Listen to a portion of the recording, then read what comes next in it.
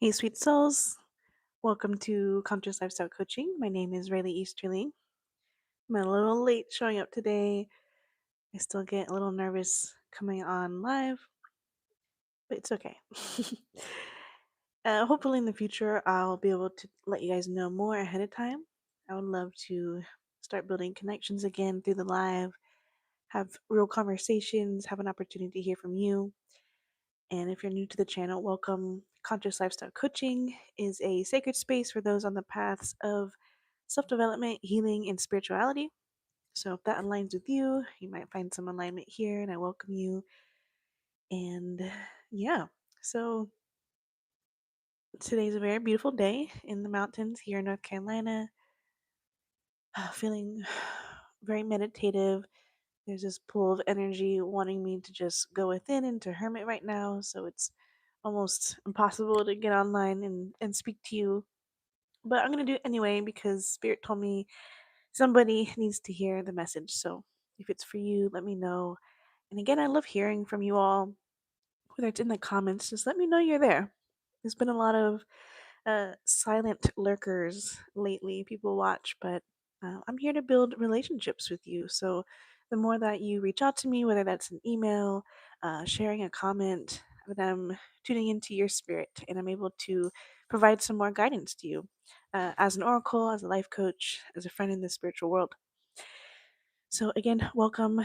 My name is Raileigh Easterling, and I was guided to share one more little short story from my oracle book, Phoenix Medicines, and this one's called Trust the Process. So, as you might know, I'm waiting any day now for baby to come through. So, it's been a test of patience and timing. So, this message might be for you today if you're having trouble trusting the timing of your life and trying to understand why you might feel a pull in your spirit to do something that totally contradicts what logic, what your conditioned thoughts might be telling you. And ultimately, it's about faith and courage. And obviously, since I'm giving birth, I've been talking a lot about divine femininity, the divine mother, which I consider the Holy Spirit. To complete the Trinity, we have to talk about the Holy Mother as being a part of this process of life giving.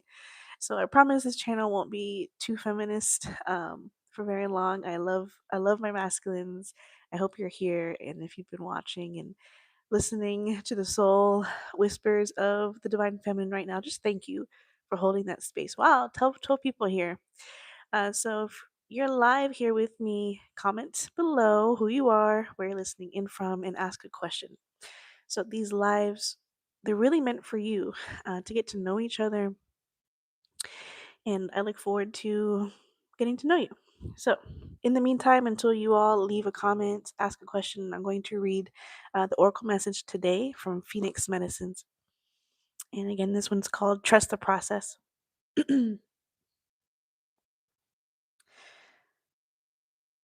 My guide took me deep into the temperate rainforest of Appalachia. We drove miles and miles from the nearest small town up windy roads to nowhere. I was disoriented, we had no signal, and a storm loomed in the distance. Casually, my guide tells me that she was swept away by the river in her sleep during her last visit to the sacred spot. She told me she awakened to new consciousness when she found herself alive, miles away. Consequently, I felt fear that this crazy woman was leading me and my dog to death. But when the song of the mountain beckons you, you answer, and you take the journey. On our way up the mountain, I noticed the forest becoming thicker and darker. And yet the sun shone through the clouds just softly enough. There was a gentle glow over the landscape. We drove past a sign seemingly painted by Bob Ross himself, where a vertical rainbow dropped down like a ladder from the clouds down to the earth.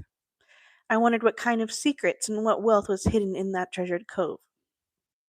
We passed a pipe jutting from the side of the mountain, where white people driving expensive foreign cars were taking their fill. We drove past cozy and beautiful cottages, cabins, and homes, where acres of pasture and wildflower. The grass was so luscious and green that my pup and I likely equally desired to lay in it.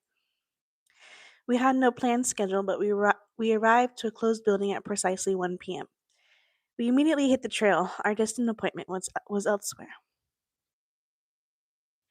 We descended down, down, down into the ravine basin, and I had this feeling deep inside me that I was entering somewhere where you do not come back from, or at least not the same person you think you are. I kept stopping and looking at my guide apprehensively, or checking over my shoulder to make sure no one was following two petite young women deep into the woods. She beamed at me with contentment and excitement. When I first heard the river, my worries began to fade, and I was immersed completely by all my senses to another world. The trail leveled out, and we walked with the river, and I began to notice the beauty of all around me. The sounds of the water, the whispers of the trees, the soft float of the leaves to the earth that signaled the present day autumn equinox. The air was a perfect temperature, and I was neither hot nor cold. The path elevated and descended to the perfect dimension of challenge and rest to my body. The air was so clean and so pure my lungs felt expanded 10 times. Every stone, pebble, and branch seemed to be placed just perfectly where they should be. I began to sob, to cry, and eventually scream with grief. The best way I can describe what I felt was immense pleasure to return to a place so majestically beautiful and pure, to the immense sorrow of what I and my people as humans have done to this earth. I felt and saw with my eyes and all my senses how far disconnected we have become from the sweetness, the abundance, the wildness, and humility the natural world gives us, and my grief turned to anger. This was my home. I had been robbed of peace here this whole time. This is the place I searched for in my dreams and fantasy, and all that I have sought on my travels, hikes, meditations, and worships. My emotions subsided, and I allowed my feet to carry me. We reached the river bank and beheld a huge boulder we sat upon only briefly, for it was simply not enough to admire the water but to rest in it. Mountain rivers are so icy cold, but the water had a certain blue glow to it. It looked so refreshing. There was a smooth little waterfall pool, with a swirling vortex in the middle where the glow seemed to emerge from. An inner voice told me great healing would come to me if I simply immersed myself fully into this unworldly vortex. I stripped down to my underwear, put my feet in, and quickly rejected the idea. Even though the pool was shallow and the river unthreatening, fear overtook me. I retreated to my guide, who herself found another pool to enjoy. I toured several of them, each having a different energy to it. I kept trying to convince myself that any of the pools would suffice for a quick dip, but the nagging feeling inside of me said they just will not do. The moment I gave up the idea altogether, and I settled for one, I heard God ask me if I trusted Him. Then it suddenly started to pour, and a great courage and strength filled my body, and I walked into that swirly pool, and as it seemed not so threatening anymore, I dove in. I surfaced safe and sound and sat on a rock, oddly warm and fairly happy. I combed my hair with my fingers, and an inner and ancient wisdom told me to offer my shed hair to the river, and so I did. An intuition told me that the hair carries codes of our DNA and that I was offering information or perhaps returning something to this sacred spot.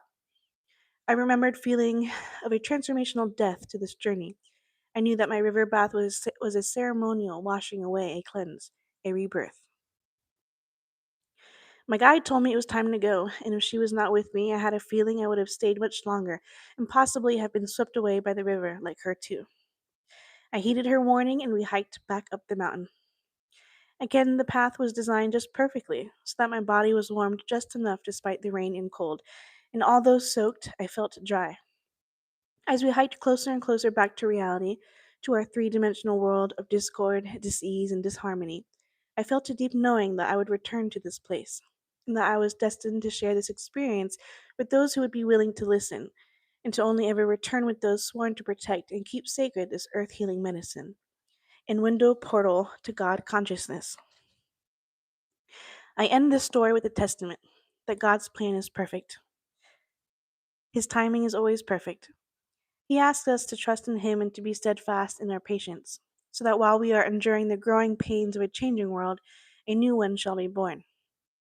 Trust that your sufferings are not in vain, and that God is all loving, all knowing, and that heaven's door is open to you when you open your heart to receive His love. Let not the evils of this world steal from you your joy and your pureness of heart. Remain strong and sturdy as the oaks. swift and revolutionary as a river. Glow in the heat of sun, surrender to the downpour, and keep wandering your mountains. Walk your journey with high faith and deep love, and plant them as seeds where you are called. This is your earth walk, your journey, and your mission. And so the next chapter is called Her Mission, and that's the only time I ever refer to God as He. And that's the second chapter. And again, that's from my book, Phoenix Medicine. So check it out. It's on Amazon. It's pretty affordable. If you would like to hear or flip to a message from me, wherever you are in the world, I'd love to hear your experience reading the book. So I'm gonna let that sit for a second and just say hello again if you're here in the chat. When I come live, this is an opportunity again to ask any question, have a conversation. But whenever I go live, I get really hot. The spirit comes in here, so give me a second to cool down.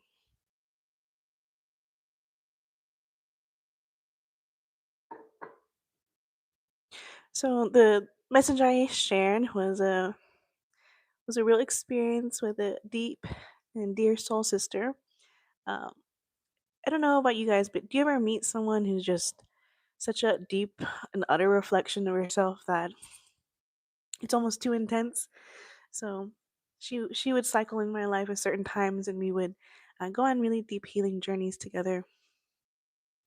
And that's a real place I speak of. I've had a retreat there before in the past, and I look forward to in the future hosting some of you all who get to know me as part of the channel to come here and visit me and spend some time with the sacred waters.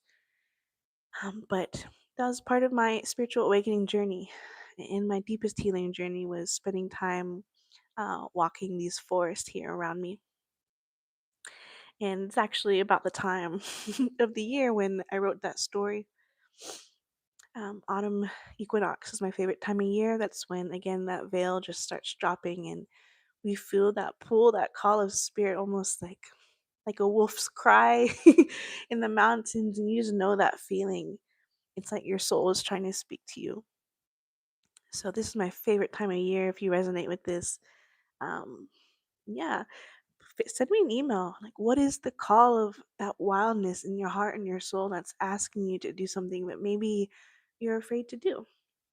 So I've noticed in the past couple of sessions I've had with you all, many of you are moving to another location. You're diving deeper into nature. You're ready to launch your own business. And all you needed to hear was a reflection of your soul back to you to say, yes, it's time. It's time to move on. It's time to let go. And you'll be just fine. So I hope someone receives this, that it is okay, it is safe to get pulled with that wave of the spirit. That's the feminine. That's the Holy Mother telling you, I got you. come, come this way. Obviously, I'm embarking on my labor journey here any day now. And I know it's going to be a descent in many ways. And, after that woman, that spiritual guide came into my life, and then we separate, it seems I go on a descent into my soul. When someone like that, when a soul guide comes into your life, it's awakening. It's beautiful. You're downloaded with divine inspiration and love like you've never experienced before. But with this spiritual awakening process comes the harsh realities and truths we don't want to talk about. um, when the veil is lifted, you have to look at your pain. You have to look at the ways you've been abused, how you're abusing yourself, and take accountability for it. So, if you're ready for that journey, this is just your reminder today. It's safe to go on the journey. It's not going to be pretty all the time. It might be painful, but when you let go and you surrender, the blessings will be on the other side. The new life will be born eventually. So if you're in the chat, let me know who you are, where you're listening in from, and I would love to hear, what is it that your soul is calling you to do right now? I'm being called to give birth. And so there's many things I've had to let go of in my life to make room for this. Whether that's money, relationships, family.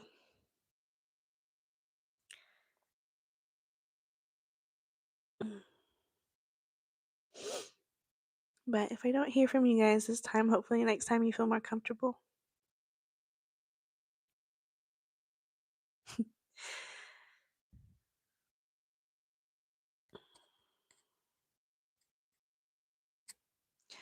Sometimes spirit will send a message and we don't want to hear. And I receive that sometimes too when I have sessions with people. Uh, I can tell they're going to resist it for a while, for a long time, and that's normal. Sometimes we sit with a calling for many, many, many years. And I think that's fine because still some part of that call is shaping your decisions that you're making.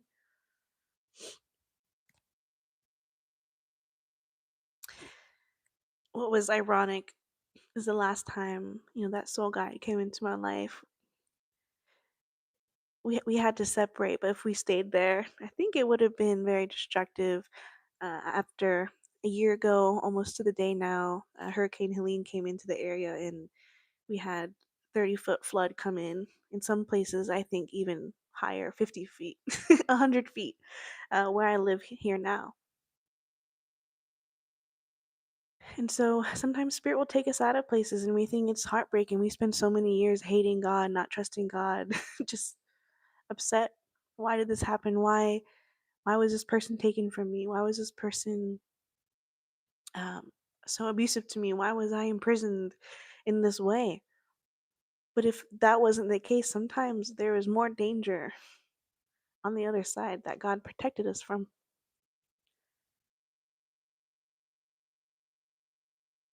It's hard to see that.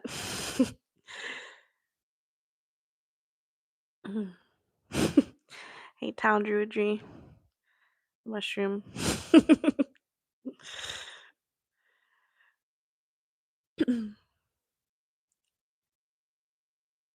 Yep, yep, we are in a spiritual war now. Yep.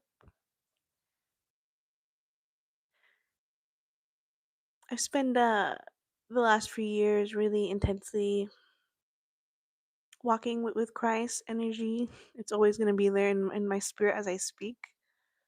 My walk with Jesus, with Christ. So if you're part of my journey, just know if I'm not directly talking to maybe your specific religion or spirituality, I'm still speaking of soul and of love.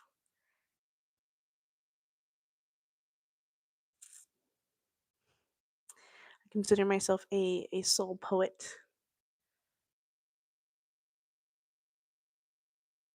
All right, y'all. Sending you so much love and appreciation, and I hope you enjoyed the short story. That you check out Phoenix Medicine's the book, and again that you take that leap, whatever it is, the moon energy. Oh, it's okay. It's a lot of Uh, someone says, "Sorry for coming in hot." I love the passion, the passion of Christ. Um, I love the passion people come in with this channel and just how much love you have for God, however you define God. And there's a lot of intense things happening right now. So I hope this channel is a safe place for you to explore your spirituality, to meet with people, maybe get a grounded sense of what's going on, what's happening.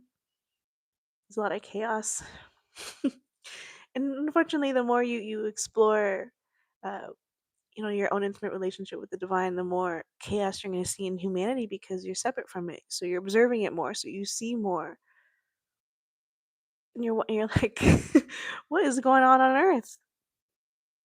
And that's what happens when you're not enmeshed in some type of drama, like human drama, and you can kind of just see all the different wars and conflicts going on. So I pray again this channel is a space for you to actualize yourself and your soul purpose, your soul mission, that you teach, that you share, you connect with people, you help bridge compassion, you talk about the difficult things, yes. So I didn't mean to ignore what you want to talk about. But no, I'm speaking about things that are very common in the news right now. I'm very much listening and watching. But I think humans get too caught up on the words of things. So that's why I speak prophetically and I speak poetry. So we can meet somewhere on a plane of human unity and compassion. So if y'all can hear me and understand what I'm talking about when I'm talking, thank you. Thank you for journeying with me on the human plane of consciousness. And I'll see you guys again soon in the next live, if baby allows. And yeah, sending you peace and love. Again, thank you for your strength at this time. Thank you for sharing peace. I'll see you again soon. Peace.